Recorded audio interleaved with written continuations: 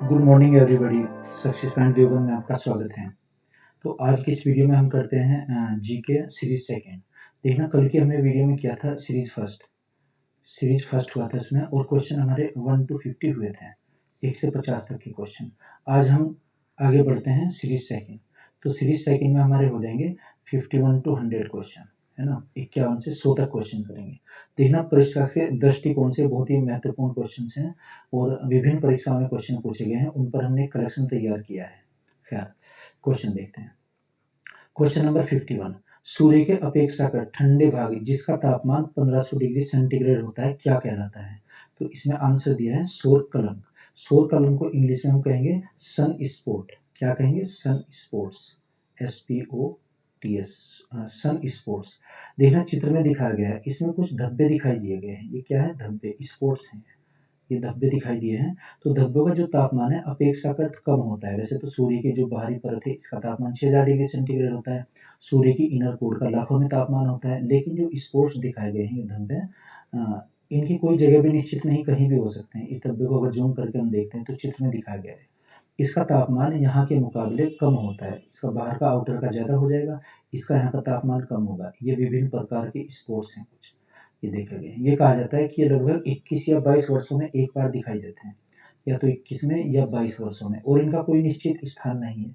ये एक दिन में भी गायब हो सकते हैं, तो सप्ताह में भी हो सकते हैं। लगभग 1 से 7 दिन तक ये रहते हैं एक स्थान पर, उसके बाद में ये रिमूव हो जाते हैं, गायब हो जाते हैं वहां से, फिर ये दूसरी जगह बनते हैं, है ना। तो एक स्थान पर बनने में लगभग 21 या 22 वर्ष का इसको समय लगता है। तो क्या कहेंगे इसको? सौर कलंक, इंग्लिश में सन स्पॉट्स। आगे बढ़िए। क्वेश्चन नंबर 52, किस ग्रह को लाल ग्रह कहा जाता है, यानी कि मंगल ग्रह को लाल ग्रह भी कहते हैं, गुलाबी ग्रह भी कहते हैं, रेड प्लेनेट और पिंक प्लेनेट, क्योंकि मंगल की सतह पर फेरस ऑक्साइड पाया जाता है। क्या पाया जाता है? Ferrous oxide. फेरस ऑक्साइड यानी कि इसमें इसकी मिट्टी का रंग लाल हो जाएगा, और यहाँ पर एक पर्वत भी पाया जाता है। पर्वत का नाम क्या हो जाएगा? निक्स ओलंपिया। मंगल ग्रह पर निक्स ओलंपिया, निक्स ओलंपिया। निक्स ओलंपिया की ऊंचाई हमारे जो हिमालय पर्वत है, यानी कि माउंट एवरेस्ट से 3 गुना पाया जाता है इसकी ऊंचाई। तो किस ग्रह को लाल ग्रह कहते हैं? रेड प्लेनेट, मंगल ग्रह को, या गुलाबी ग्रह किसको कहेंगे? मंगल ग्रह को। और पृथ्वी का सदृश्य दिखाई देने वाला ग्रह, analogical planet of the earth, पृथ्वी जैसा दिखाई देने वाला मंगल ग्रह। वैसे पृथ्वी की जुड़वा बहन शुक्र को भी कहते हैं, है ना, वीनस को। इसको कहेंगे सदृश्य दिखाई देने वाला ग्रह मंगल ग्रह, क्योंकि यहाँ पर दिन रात की अवधि लगभग पृथ्वी के बराबर होती है। नेक्स्ट क्वेश्चन, क्वेश्चन नंबर 53, विशालकाय तारों की समाप्ति किस रूप में होने का अनुमान लगाया जाता है? किरसन छिद्र, इसको ब्लैक होल भी बोलते हैं। ब्लैक होल, ब्लैक होल की जो खोज की थी चंद्रशेखर ने की थी। भारतीय वैज्ञानिक थे, बाद में अमेरिकन नागरिकता उन्होंने ले ली थी। तो चंद्रशेखर ने ब्लैक होल, और चंद्रशेखर सीमा कहते हैं कोई भी आकाशीय पिंड डेड होने के बाद में किरसन छिद्र में चला जाता है, यानी कि ब्लैक होल में चला जाता है। एक हम इतिहास में पढ़ेंगे ब्लैक होल की घटना जो बंगाल में हुई थी। खैर, क्वेश्चन नंबर 54, किस ग्रह के चारों ओर वलय पाए जाते हैं? तो शनि ग्रह, है ना, सैटर्न के, SATURN, जो सैटर्न प्लेनेट है इसके चारों तरफ वलय पाए जाते हैं। देखना, ये सैटर्न प्लेनेट है, इसके चारों तरफ ये वलय दिखाए गए हैं, रिंग्स पाए जाएंगे इसके, है ना। असंख्य होते हैं, लेकिन इसमें 5 रिंग्स बड़े होते हैं। तो किसके चारों ओर? शनि के, और शनि के ही उपग्रह भी सबसे अधिक है। उसके बाद बृहस्पति, इसके हैं बृहस्पति। ओके, आगे देखिएगा। क्वेश्चन नंबर 55, शनि ग्रह का सबसे बड़ा उपग्रह कौन सा है? जो इनके सैटेलाइट हैं, है ना, टाइटन। टाइटन इसका सबसे बड़ा उपग्रह है। आगे आइएगा। क्वेश्चन नंबर 56, कौन सा ग्रह सर्वाधिक गैसों से घिरा हुआ है? यूरेनस। यूरेनस सबसे अधिक गैसों से घिरा हुआ है ना। Uranus, Neptune, Pluto. यूरेनस को क्या कहेंगे? अरुण, है ना। ये घिरा हुआ है, ये अरुण ग्रह, यूरेनस, URENUS। यूरेनस, इसके चारों तरफ क्या है? ये गैसेज पाई जाती है। जैसे हमारे पृथ्वी के चारों तरफ क्या है? वायुमंडल है, 10,000 की ऊंचाई तक। तो इसमें ये गैसेज पाई जाती है सबसे अधिक। अगला क्वेश्चन है, किस ग्रह को लेटा हुआ ग्रह भी कहते हैं? यूरेनस को लेटा हुआ ग्रह क्यों कहते हैं? क्योंकि जैसे इसके जो ध्रुव होंगे ये पूर्व और पश्चिम में होंगे, यानी कि इसका पोल इस तरीके से बनेगा। पोल यहाँ पर आया हुआ है। पोल हमारा होता है जैसे पृथ्वी का उत्तरी और दक्षिणी, इसमें हो जाएगा ईस्ट और वेस्ट। इसका ईस्ट और वेस्ट पोल होगा, यानी कि लेटा हुआ, है ना, 180 डिग्री पर लेटा हुआ होगा, इसलिए इसको कहते हैं लेटा हुआ ग्रह। आगे आइएगा। किस ग्रह का सूर्य के परिभ्रमण काल न्यूनतम होता है? बुध का। जो भी सबसे नजदीक होगा उसका परिभ्रमण काल, रिवोल्यूशन पीरियड सबसे कम होगा। आगे चित्र में आपको बताएंगे। है ना, और वर्ष की अवधि भी सबसे कम हो जाएगी। अच्छा आगे क्वेश्चन, सौर मंडल के किस ग्रह को अपने अक्ष पर घूमने में सभी ग्रहों से कम समय लगता है? बृहस्पति को लगेगा अपने अक्ष पर, जैसे ये अपने अक्ष पर घूमेगा, ये इसका एक्सिल हो जाएगा, इसके एक्सिल पर जो घूमता है रोटेट जो ऐसे करेगा ना इस टाइप से, इसमें सबसे कम किसको लगेगा? बृहस्पति यानी कि जुपिटर। जुपिटर। ये क्वेश्चन सब आए हुए हैं तो आप नोट करते रहिए साथ साथ, वीडियो देखने का तभी फायदा होगा आपको कुछ। क्वेश्चन नंबर 60, किस ग्रह का सूर्य के परिभ्रमण काल अधिकतम होता है? नेपच्यून का। नेपच्यून का मतलब जैसे वरुण का। वरुण ये सबसे अधिक दूरी पर होगा, चित्र में आप देखिएगा सबसे लास्ट में कौन सा है? वरुण, नेपच्यून। ये सबसे दूर है सूर्य के सबसे दूर। अगर यहाँ पर हम सूर्य को दिखाते हैं, ये सन है सूर्य, तो सूर्य पर सबसे नजदीक कौन सा है? बुध यानी कि मरकरी। मरकरी पर वर्ष की अवधि सबसे कम 88 डेज की, और इस पर सबसे अधिक होती है ना, लगभग 225 वर्षों का एक वर्ष माना जाता है ना, यह 148 वर्षों का एग्जैक्ट संख्या निर्धारित हो रही है। क्वेश्चन नंबर 61, पुच्छल तारा है ना, पुच्छल तारा जिसके पीछे पूंछ दिखाई देती है, पूंछ सदैव किस तरफ होती है? सूर्य से दूर विपरीत दिशा में, सूर्य के विपरीत दिशा में, दूर हो गया यानी कि या सूर्य की तरफ वो चलेगा तो उससे दूर दिखाई देगी। आगे इसको डायग्राम में हम बताएंगे, आगे देखिएगा। क्वेश्चन नंबर 62, पार्थिव ग्रह या इनर प्लैनेट कौन कौन से हैं? तो इनर प्लैनेट क्या हो जाएंगे? जो शुरू के चार हैं, जैसे बुध, शुक्र, पृथ्वी और मंगल, ये जो चार हैं इनको हम क्या कहेंगे? Inner planet. यानी कि पार्थिव ग्रह ये तो सूर्य के नजदीक हैं, और जो सूर्य से दूर है इनको हम कहेंगे सूर्य से दूर वाले, है ना, ये आउटर प्लैनेट हो जाएंगे। तो ये चार क्या है इसमें? इनर, ये तो आंतरिक, आंतरिक ग्रह है, और ये बाह्य ग्रह, बाहरी या बाहरी ग्रह, ये बाहरी ग्रह है और ये आंतरिक ग्रह है। आंतरिक ग्रह को हम क्या कहेंगे? पार्थिव। या तो पार्थिव कहिए, या इसके मुकाबले एक अपेक्षाकृत छोटे ग्रह भी हैं, चूंकि शनि और बृहस्पति ये बड़े ग्रह आ जाएंगे उसमें दायरे में अगर निकालें वॉल्यूम में, तो बुध, शुक्र, पृथ्वी और मंगल, यानी कि ये आ जाएगा मरकरी, वीनस, अर्थ और मार्स, ये तो क्या है? छोटे ग्रह या इनर। और आउटर कौन से हो जाएंगे? जो इसके अलावा जो चार और बचते हैं।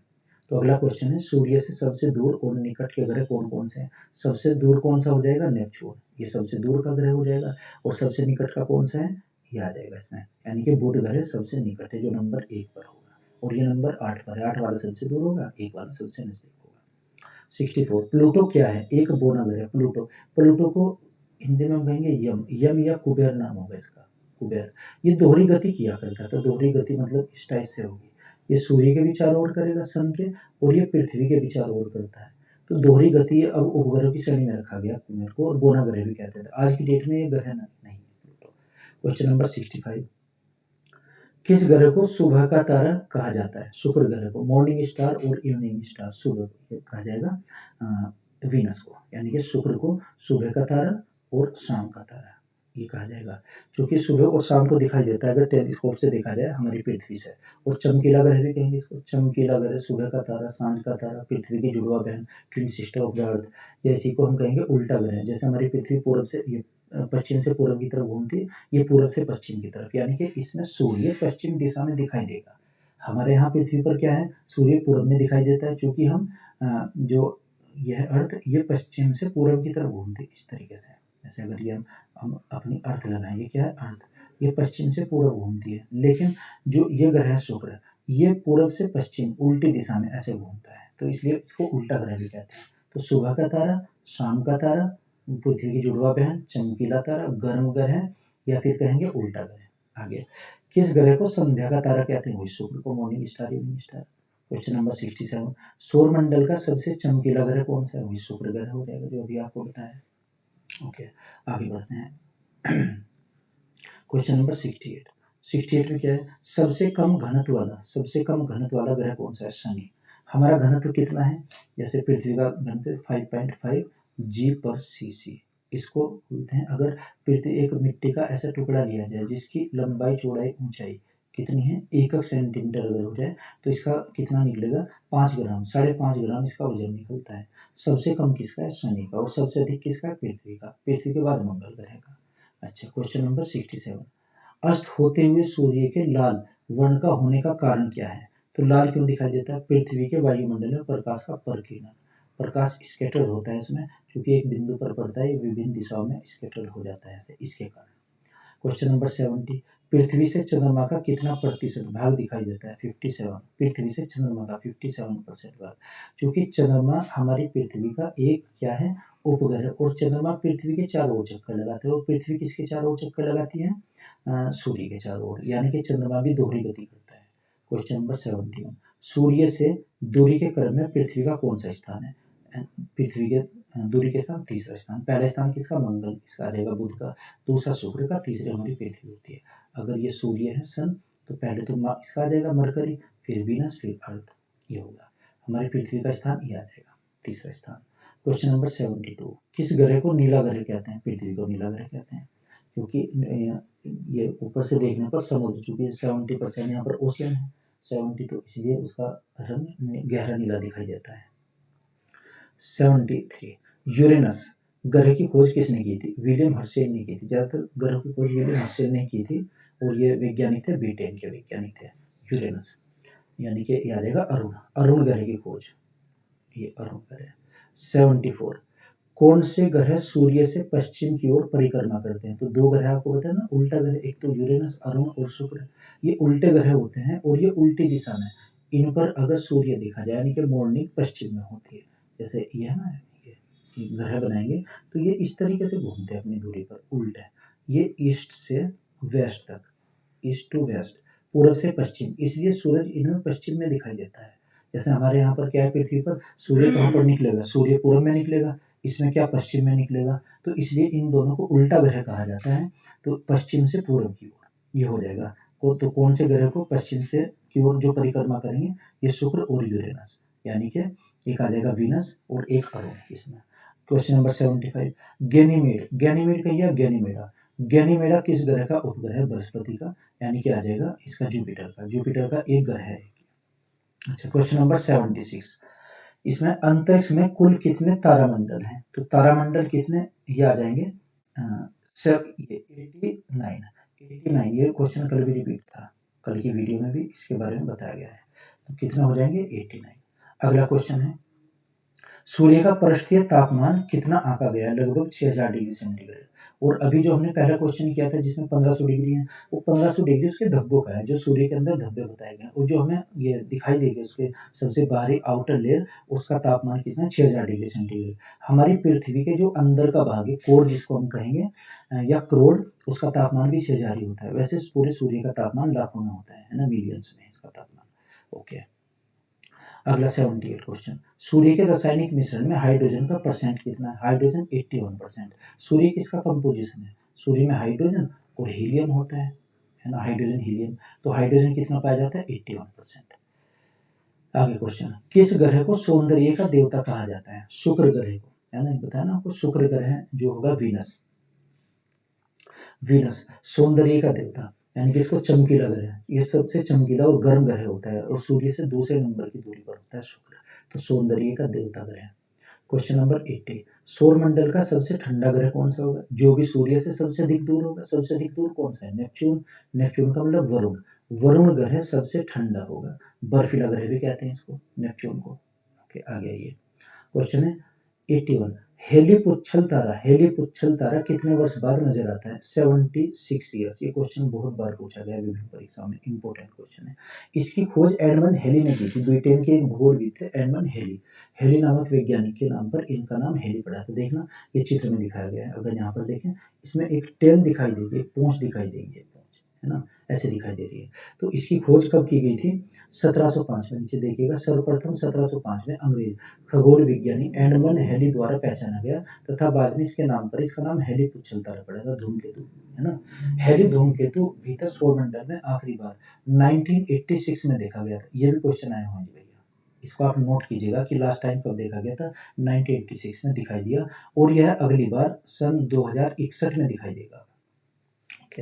तो ये हेली पुच्छल तारा किसके नाम पर है? एडमंड हेली ने इसकी खोज की थी ना, 1705 में। आगे देखिएगा 82, हेली पुच्छल तारा को किस वर्ष देखे जाने की संभावना है? तो ये 2061 या 62 में, है ना, 2061 में, कुछ वैज्ञानिकों ने 62 में इसको कहा है।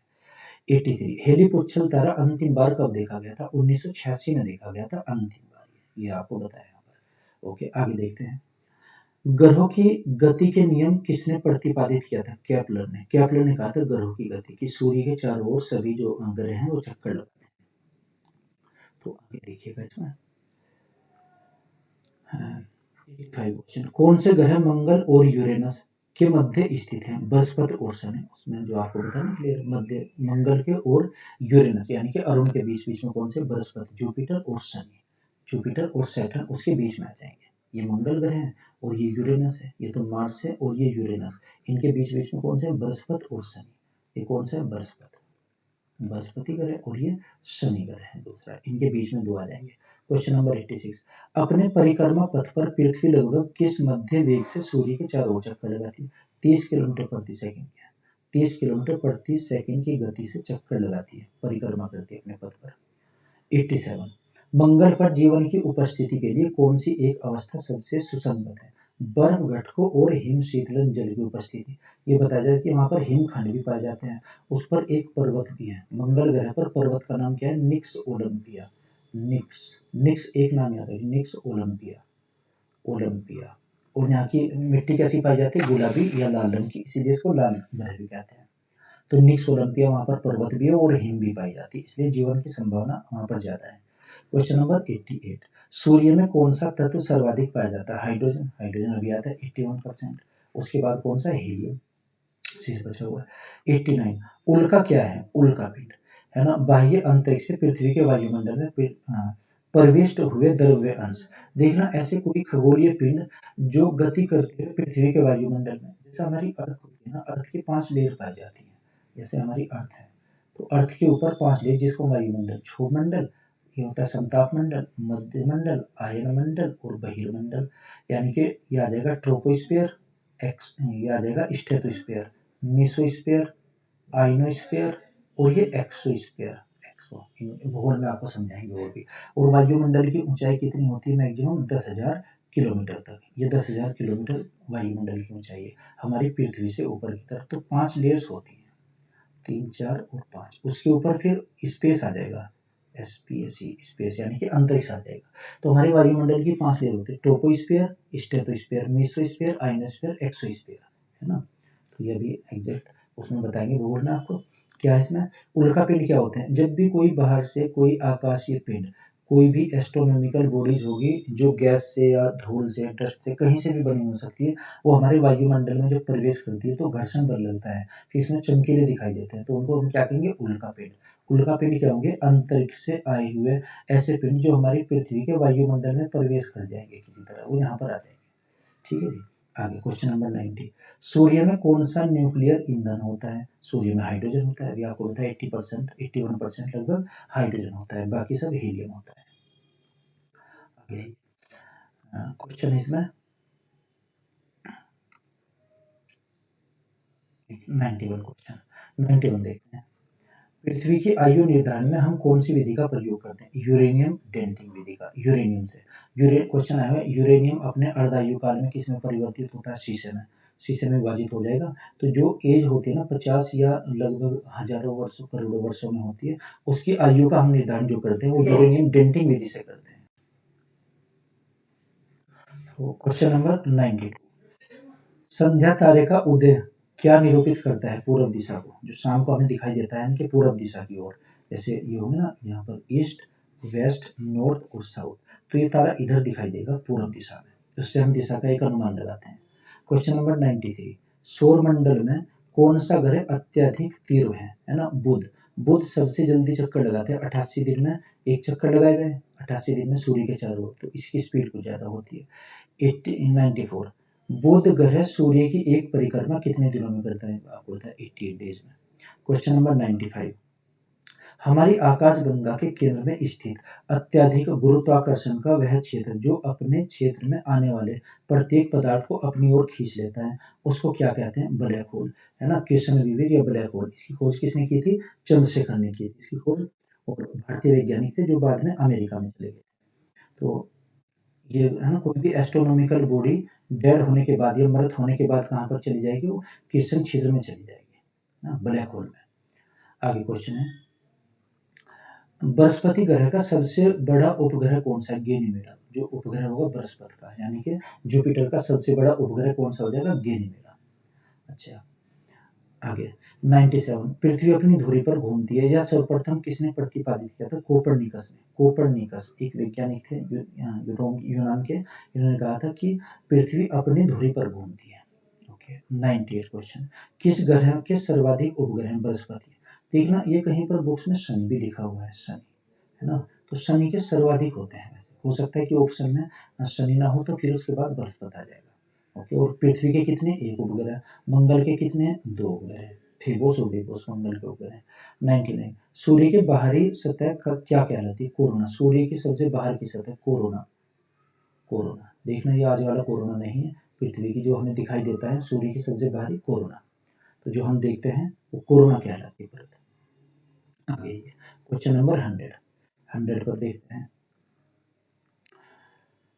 100 इसमें क्वेश्चन है कि शुक्र ग्रह के अन्वेषण करने के लिए भेजे गए सबसे पहले रोबोट अंतरिक्ष यान का क्या नाम था? मैगलेन। मैगलेन एक रोबोट भेजा गया था, देखना चित्र दिखा गया, ये मैगलेन है। इसमें रोबोट कार्य करेगा, रोबोट है ना। ये मैगलेन कहाँ पर भेजा गया था? शुक्र ग्रह के लिए, यानी कि वीनस के लिए, VENUS, वीनस प्लेनेट के लिए।